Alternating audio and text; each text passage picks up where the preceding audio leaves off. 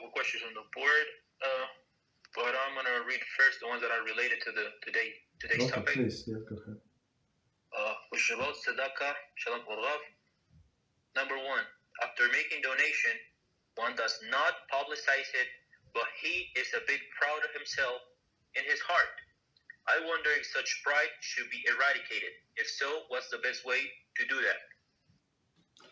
I mean, it's a very good question. So maybe a person should be a little proud. Well, why not? So if it's a person does not publicize, but just so we know, to give tzedakah, it's a part of giving ourselves. So if a person work very hard for this money, so and he gives part of his life or her life that they spend making this money to give over, and it's very hard for many people. It's very hard to give away himself or money. Understand? So if person overcame this test, so there is a little reason to be proud, and if it's going to help this person to give next time, so let it be. Let them give it the next time. You understand? So that's not a problem, and it's actually, it says we learn in Hilchos Dios about Rambam, how he teaches how to fix the character trait of stinginess, right? So he said, instead of give somebody 100 coins, so give right, and it may make a big difference. Give 1 coin to 100 people, right? And that's how you fix the stinginess, right? And Rambam explained, it's not like this coin is going to help him. Let's say small coin, whatever is it, right? Dollar, right? The dollar is going to help in the United States somebody, I don't know, maybe a little help, right?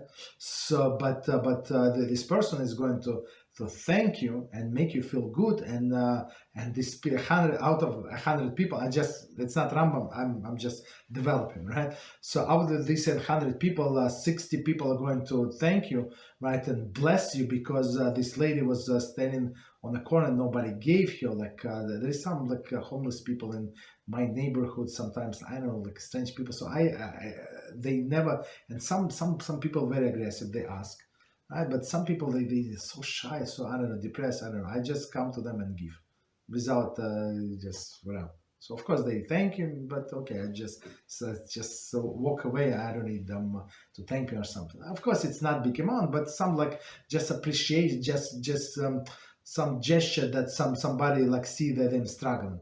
Like it's very cold and they push this shopping cart with their belongings. I don't know. That's they're going to sleep. I don't know where.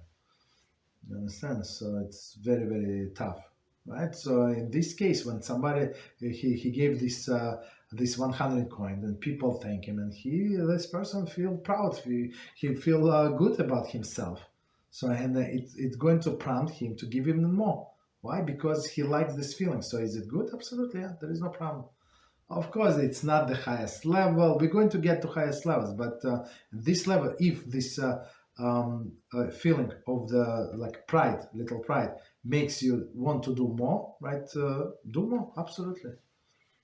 Right. So it says once you start doing not for the sake of the mitzvah, then you're going to come for the sake of the mitzvah. You're going to enjoy anyway.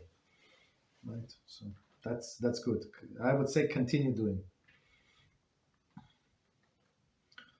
What else? Thank you, Rabbi. You're welcome.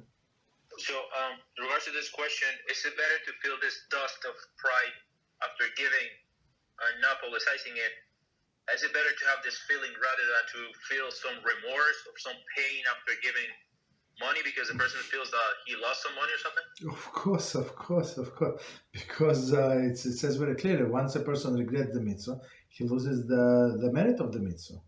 So even the act was physically done, he's going to lose the merit of the mitzvah. The Satan comes at the end of the days, like before the person dies, and he provokes a person to denounce all of the mitzvahs, right?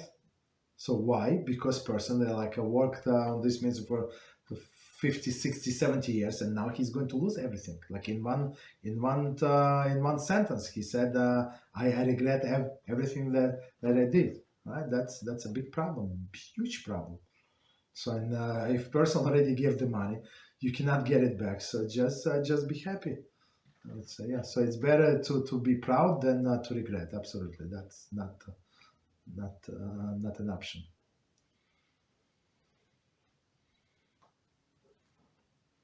Thank you, Rabbi. You're welcome. Second question about today's topic. In the priority list, I wonder was the definition of small children.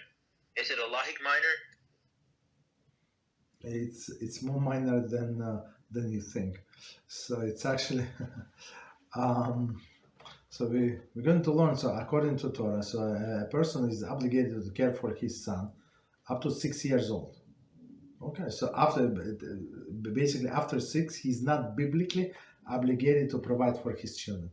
And that's the difference between us and olden days, right? In olden days, at 6 years old, a person was self-sufficient, right? Could work in a field and milk the cow and do many things. Take care of the cows and do the many things.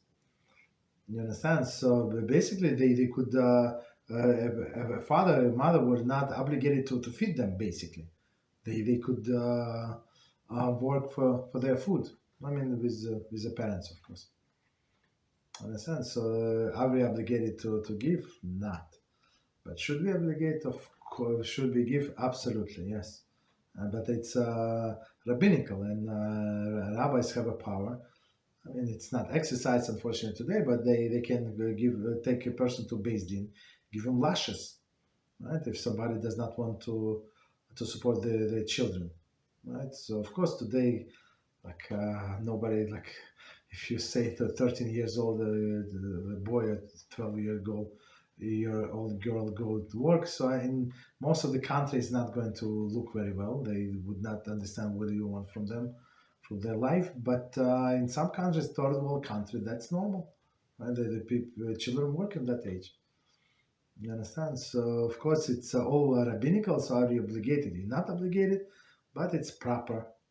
So if you need to pay for children, so yeah, we pay for children.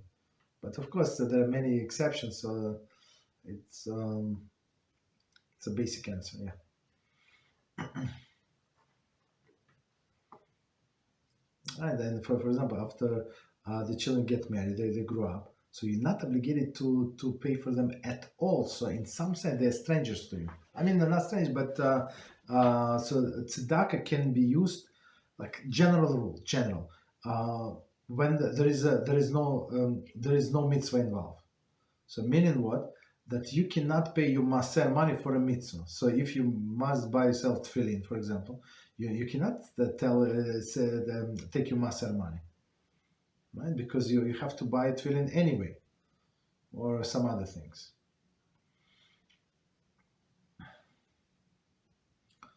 Okay, what else? Thank you, Rabbi. You're welcome.